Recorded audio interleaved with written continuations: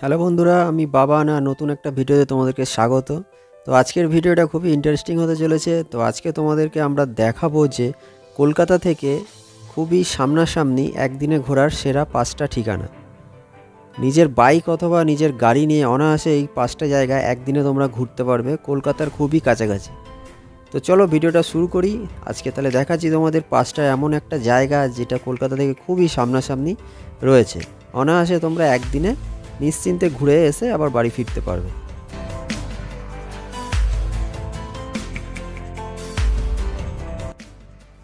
তো সবার প্রথমে তোমাদেরকে দেখাবো এমন একটা জায়গা যেটা কলকাতা থেকে খুবই সামনে, মাত্র 41 কিলোমিটার দূরে রয়েছে এরকম একটা জায়গা। এটা হচ্ছে আমতা সাবগাছতলা, কলকাতা থেকে মাত্র 41 কিলোমিটার দূরে। এখানে এসে তোমরা মোটামুটি পুরো বিকেলটা অনায়াসে কাটাতে পারবে। আর তো চলো এবার তাহলে দেখে নিই জায়গাটা কীরকম। কথা বললাম এতক্ষণ ধরে তোমাদের আমি মোটো ব্লগিং সেটআপে ফাইনালি সেই জায়গাটায় চলে এসেছি।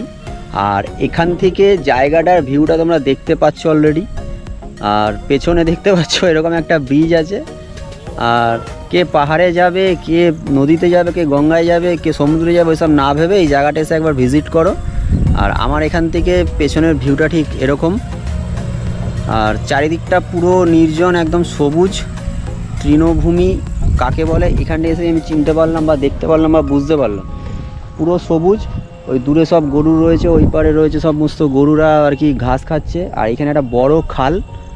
আর এই আমার ঠিক সামনে এখান থেকে খুব সম্ভবত 50 মিটার 40 মিটার দূরে রয়েছে সাবগাছতলা ব্রিজ। ব্রিজের ওপরে একবার উঠবো, একটু পরে যাব। এই জায়গাটা এসছি, এই জায়গাটা এখন একটু ভালো করে কভার করব, তারপরে আবার ওইখানটায় যাব। এখান থেকে আকাশটা একটু পরিষ্কার হয়েছে, মেঘলা যেহেতু আছে কিন্তু পরিষ্কার হয়েছে, খুবই ভালো লাগছে।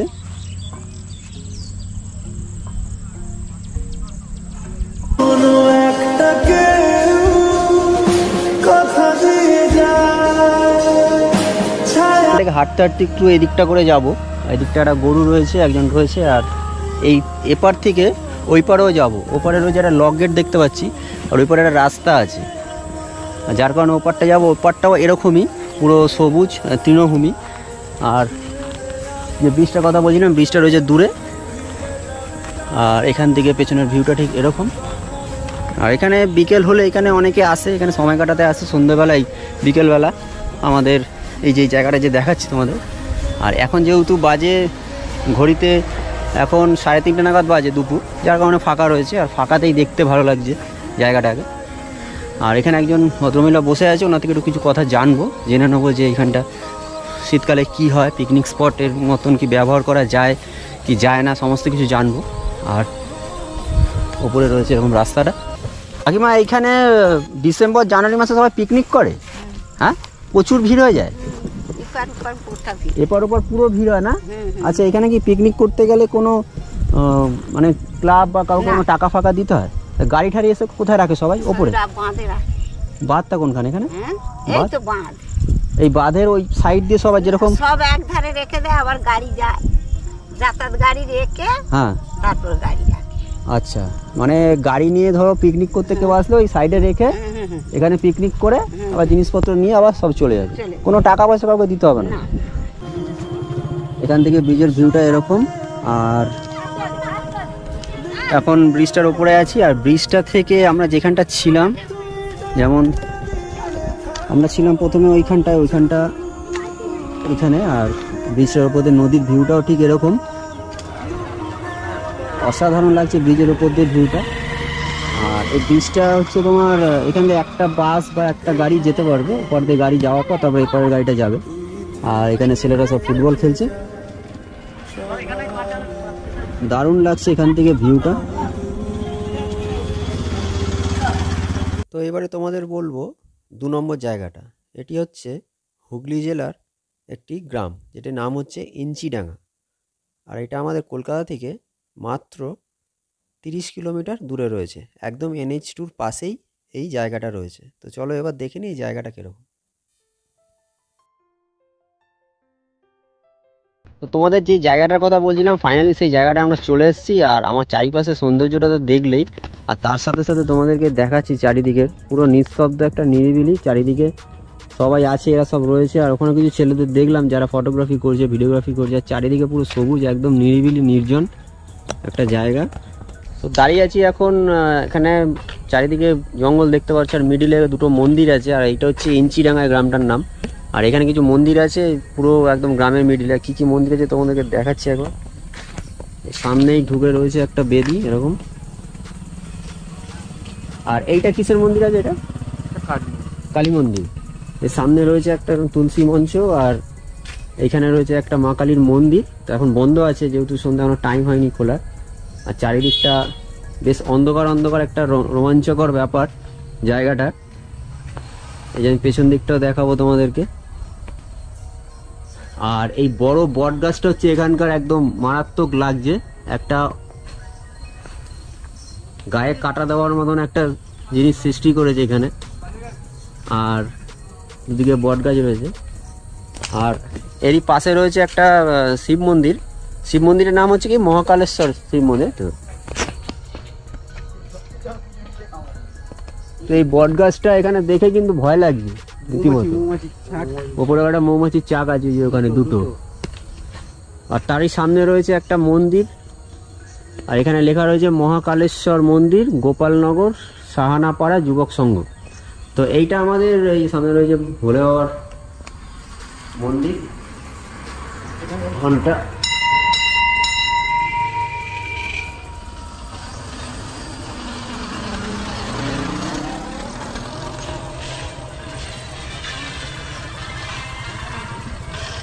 তো ন্যাশনাল হাইওয়ে 2 থেকে এটা খুবই সামনে, জায়গাটা খুবই ভালো। আমরা যে জায়গাটা তোমাদের কথা বলছিলাম সেই জায়গাটা আমরা এসে জায়গাটা এক্সপ্লোর করলাম, আমাদের খুব ভালো লাগলো।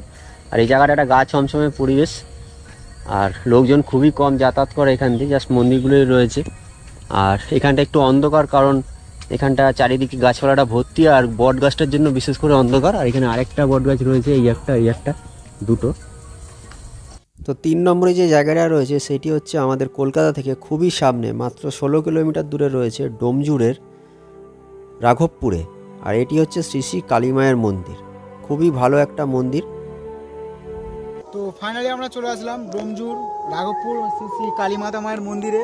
মায়ের মন্দিরের পাশে রয়েছে মায়ের ভোগ রান্না হয়, এই রান্নাঘর। এই সেই কাঠের আগুনেই মায়ের ভোগ তৈরি হয়।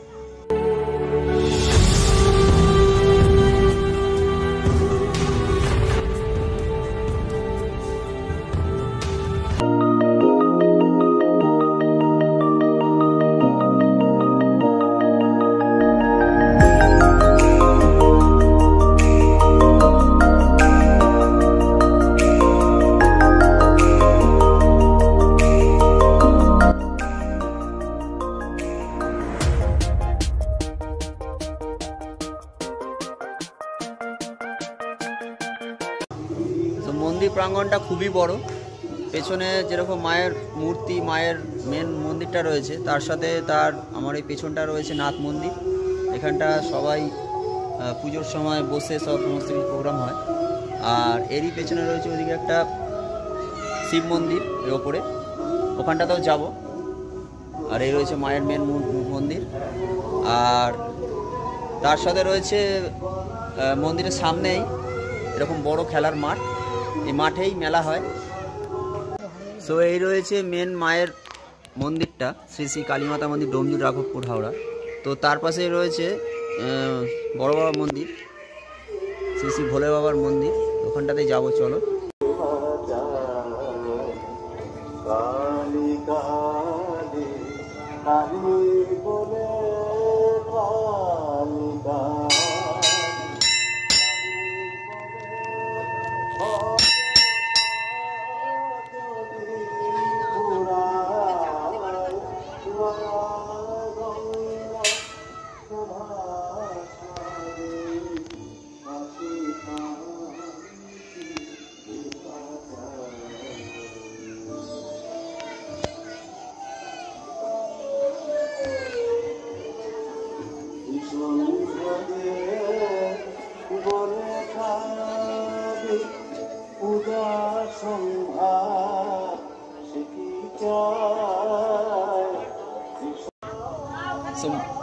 মায়ের যে মন্দির তার পাশে রয়েছে এই আমাদের শ্রী শ্রী ভোলে বাবা মন্দির। মন্দিরটা তোমাদের দেখালাম। আর এরই পেছনে রয়েছে এরকম একটা বড় জায়গা, যেখানে উৎসবের সময় এখানে ভোগ টোগ এখানে লোককে বসিয়ে খাওয়ায়। তো এর সাথে রয়েছে মন্দিরের পেছনে এই যে বড় বাঁশবাগান, পুরো বিস্তীর্ণ এলাকা জুড়ে পুরোটা বাঁশবাগান। আর এর সাথে রয়েছে তোমাদের এই যে জায়গাটা যেমন দেখালাম পেছনে। আর এই পাশে যাব, মায়ের মন্দিরটা একবার ঘুরে দেখো চলো। পেছনে রয়েছে মায়ের মন্দির, তার পাশেই রয়েছে ভোগের রান্নাঘর। এখানে মায়ের ভোগ তৈরি হয় পুরো জায়গাটা জুড়ে। জায়গাটা দেখাবো তোমাদের। এই মায়ের মন্দির, মায়ের মন্দিরের পাশে রয়েছে মায়ের ভোগ রান্না হয় এই রান্নাঘর। এই সেই কাঠ, এই কাঠের আগুনেই মায়ের ভোগ তৈরি হয়। সামনে রয়েছে রান্নাঘর, ভেতরটা ঢুকতে পারছি না, ভেতরটা যেহেতু চাবি দেওয়া আছে তালা মারা, যার কারণে ভেতরে ঢোকা যাবে না।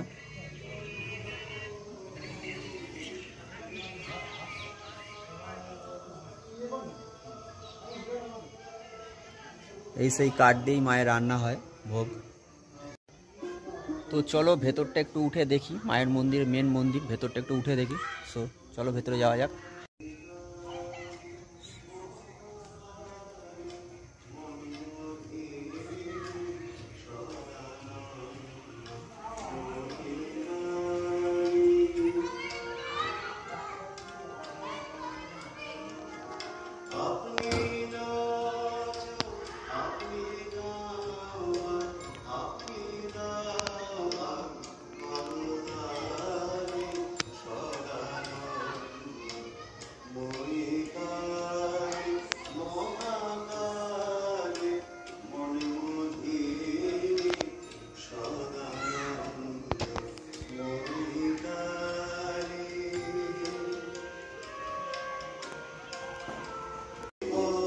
তো মায়ের মন্দিরের প্রতিষ্ঠা দিবস হচ্ছে 25শে পৌষ।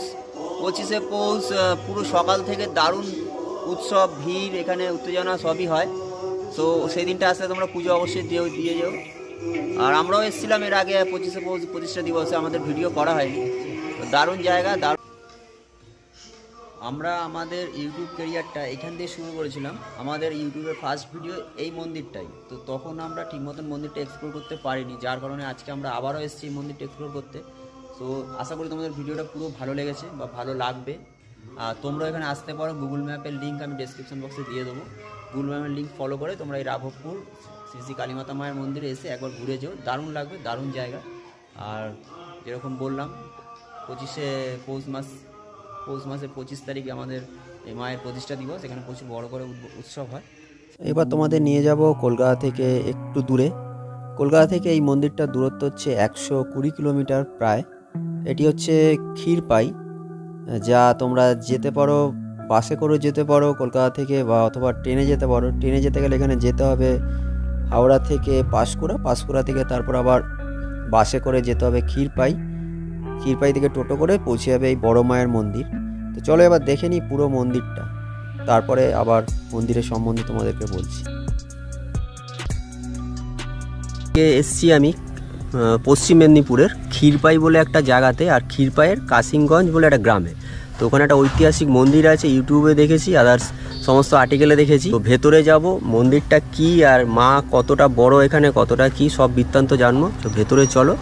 আর এই সামনেই রয়েছে মন্দিরটা। আর একটা এখানে ভালো জিনিস, মন্দিরটা দেখলেই কখনো মন্দির বলে মনে হবে না, মনে হবে যে কোনো হাব, অ্যামাজন বা ফ্লিপকার্ট যে হাবগুলো হয় সেই হাব টাইপের আছে, তাই তো?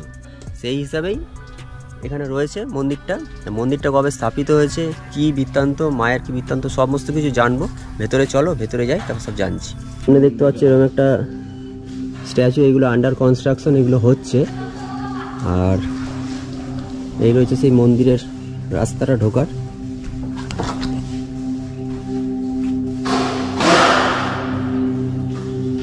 রয়েছে মন্দিরটা হাইট আনুমানিক প্রায় 40 ফুটের কাছাকাছি হবে।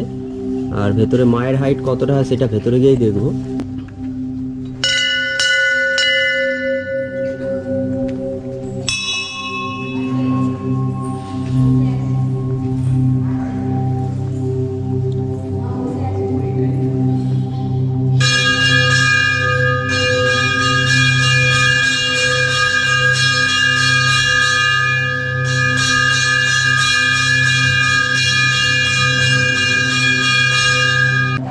তো আমি এখন রয়েছি মন্দিরের ঠিক সামনে, আর আমার সঙ্গে রয়েছে হানি রায় কাকু। তো কাকুর থেকে সমস্ত কিছু কথা জেনে নেবো মন্দিরের ইতিহাস বা মন্দিরের সম্বন্ধে। কাকু বলুন, মন্দিরটা কত বছরকার পুরনো? প্রায় 20 বছর হয়ে গেছে। 20 বছরের মন্দির বয়স। আর মন্দিরটা তার আগে এই মন্দির ছিল, এটা নষ্ট হয়ে গেছে। একটা পুরনো মন্দির ছিল। এই মন্দিরের মায়ের মূর্তি স্থাপিত কতদিন হয়েছে? প্রায় 20 বছর। প্রায় 20 বছর মায়ের 20 বছর আগে এটা তৈরি হয়েছে। আচ্ছা, এই মন্দিরে কি কোনো কাল্পনিক কাহিনী বা কোনো ইতিহাস কিছু আছে? কাল্পনিক কাহিনী বলতে সবটাই তো মন। আমরা আসছো কি করতে, তোমাদের মন বলেছে, শুনেছো, তাই তোমাদের এসছে। মূর্তিটাও ঠিক মনের মধ্যে সৃষ্টি হয়েছে, সেইভাবে তৈরি হয়েছে। আচ্ছা, কারণ এ স্বপ্ন পদার্থও নয় আর কিছু নয়। মানুষ বলে না যে স্বপ্ন পদার্থ বা সব ইয়া দেখে তৈরি, এসব সোনার ইয়াটুকু চিটানো আছে। তার কারণ যে যার মানত আছে সে চিঠি দিয়ে যাচ্ছে। হ্যাঁ, কোনো ওটাই। কিছু সঞ্চয় বা রাখার কোনো সিস্টেম নেই যে আলাদাভাবে জিনিস থাকবে। অতএব যা নিয়ে আসছে সব মায়ের পায়ের ছাড়া চিঠি দিচ্ছে এমসিল দিয়ে। এই মন্দিরের সবথেকে ভালো জিনিস যেটা, এখানে নিজের পুজো তোমরা নিজেই দিতে পারো, যার জন্য কোনো পুরোহিতদের প্রয়োজন নেই। সামনেই রয়েছে এরকম ধূপের বাক্স, এটাতে তোমরা 10 টাকা ভেতরে ঢুকিয়ে নিজের ধূপটা নিজে নিয়ে নিজের পুজো নিজেই দিতে পারো। আর ফল টল কাটার ব্যবস্থা সমস্ত কিছুই আছে, যেখানে তোমরা এসে তোমরা ফল টল কেটে মাকে পুজো দিতে পারবে।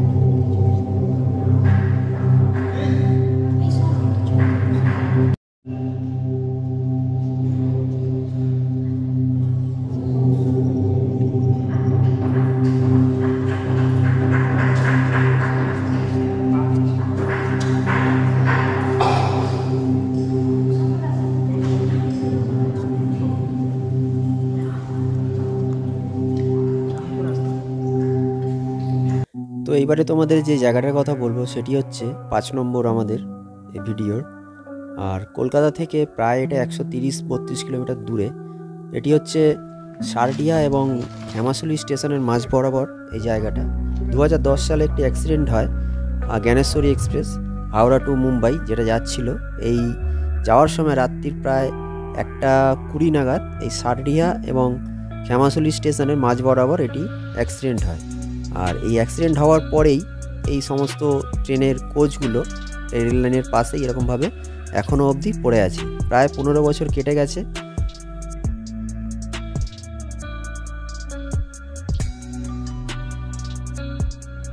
খেমাশুলির পরে একটা জায়গা, আমাদের বাড়ি থেকে সাঁতরাগাছি থেকে প্রায় 135 কিলোমিটার দূরে আমি এখন রয়েছি। তো এমন একটা জায়গায় এসেছি, খুবই একটা ইনফরমেটিভ ভিডিও তোমাদের জন্য। এটা খুব ছোট্ট একটা ভিডিও, খুবই ইনফরমেটিভ ভিডিও। আর এইখানে আসার একটাই কারণ হচ্ছে যে এমন একটা জায়গায় এসেছি, সেই জায়গাটা তোমাদেরকে দেখাচ্ছি। এই রয়েছে সেই জায়গাটা, এদিকে আমার গাড়ি রয়েছে, প্রতীকদা আমার সাথে এসছে। আর এই কামরাগুলো দেখছো স্টেশনের রেল লাইনের পাশেই সমস্ত কামরাগুলো রাখা রয়েছে। হ্যাঁ, যেমন এইদিকে রয়েছে সেরকমই, আবার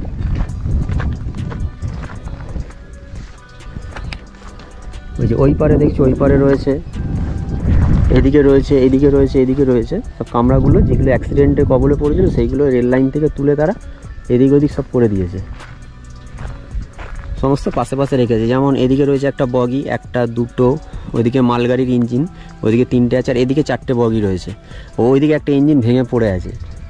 তো একটা সত্যি কথা বলতে একটা গা ছমছমে ব্যাপার সত্যি হয়ে আছে। আর এখানে একটা পেস্ট দেখতে পাচ্ছি, পেপসুডেন্ট। এটার ম্যানুফ্যাকচারিং ডেট এটা কত সালে, ম্যানুফ্যাকচারিং ডেটটা দেখো, দেখা যাচ্ছে 14 বছর আগেকারই হবে। এটা 14 বছর আগেকার পুরনো একটা পেস্ট, কলগেটের একটা পেস্টের বোতল, হ্যাঁ ওরকমই হবে, এখনও পড়ে রয়েছে এইভাবে। আর এদিকে এই বগিটার ভেতরে কেউ হাঁটাচলা করে, এই করে সেই করে, কিন্তু না, বগিটা জাস্ট হেলে রয়েছে বলে একদিকে মনে হয় যেন ভেতরে ঢুকলে পড়ে যাবো এরকম একটা ব্যাপার হয়। এখান থেকে আমি দেখাচ্ছি, এই যে এইখান থেকে বগিটা দেখছো পুরো একদম বাঁদিকে হেলে রয়েছে, এখান থেকে ওঠা যেত, এখানে পিঁপড়ের বাসাও হয়ে রয়েছে। এই একটা উল্টানো বগি রয়েছে, আর এইখানে একটা উল্টানো বগি রয়েছে। এইটা খুব সম্ভবত একটু ক্ষতি কম হয়েছে, কারণ জাস্ট উল্টে গেছিলো এটা, আর ওইখানে একটা রয়েছে। আর এইটার অবস্থা দেখো, একদম সাইড দিয়ে এগুলোকে পুরো ওই গ্রাইন্ডিং মেশিন দিয়ে কেটে কেটে কেটে কেটে যারা ভেতরে ছিল আহত যারা, তাদেরকে বার করা হয়েছে। এই যে এই বগিটা তোমাদেরকে দেখাচ্ছি, এইটা আর ওইটা যে দুটো বগি বলেছিলাম একদম খারাপ হয়েছিল, S7 ক্রস, এইগুলো পুরো গ্রাইন্ডিং করে কাটা হয়েছে। এইগুলো কেটে কেটে কেটে কেটে এই পুরো এখান থেকে মানুষগুলোকে বার করা হয়েছে। মানে কি লেভেলের ক্ষতি হয়েছিল রেলের আর মানুষজনের। তোমাদের একটা কথা বলছি, এই জায়গাটা তোমরা যদি কেউ আসতে চাও অবশ্যই আসো, আসতে কোনো বাধা নেই, তবে নিজের বাইক নিয়েই আসো। 4 হুইলার নিয়ে আসলে তোমরা কিছুটা আগে তোমাদের গাড়িটা রাখতে হবে, যেখানে 4 হুইলার ঢুকবে না এত দূর। আর প্লিজ এখানে কেউ একা এসো না, কারণ জায়গাটা খুবই একটা হন্টেড টাইপের হয়ে আছে, কারণ এতগুলো মানুষ যেহেতু মারা গেছে এখানে, তাদেরই একটা কিছু একটা সমস্যার এখানে তৈরি হয়, অনেকের থেকে শুনেছি। আর আমরাও যে এখানে কিছুটা টাইম কাটিয়েছিলাম, তখন আমাদের গাটা প্রায় ছমছম করছিল, কারণ আমরা দুজন ছাড়া এখানে আর কেউ ছিলাম না। এখানে একা কেউ এসো না, আর আসলে তোমরা ছেলেরাই আসো, বাচ্চাদের এবং মহিলাদের এখানে না আসাটাই ভালো হবে, কারণ এমনই একটা জায়গা যেখানে তোমরা কোনো হেল্প পাবে না। তো আজকে আমাদের এই ভিডিওটা তোমাদের কেমন লাগলো তোমরা কমেন্ট করে জানাও। এই 5টা জায়গার মধ্যে সবথেকে সুন্দর লেগেছে তোমাদের কোন জায়গাটা। আর এর পরের পার্ট আমরা নিয়ে আসবো, পার্ট 2, আরও 5টা জায়গা তোমাদের জন্য কলকাতা থেকে একদিনে ঘুরে আসা যায় এমন 5টা জায়গার ভিডিও, পার্ট 2 এর পরে আসবে। তো আজকে এই ভিডিওটা এখানে এন্ড করছি, দেখা হচ্ছে আবার পরের ভিডিওতে। আর ভিডিওটাকে ভালো লাগলে অবশ্যই লাইক করে দিও, আর চ্যানেলটাকে অবশ্যই সাবস্ক্রাইব করে দিও।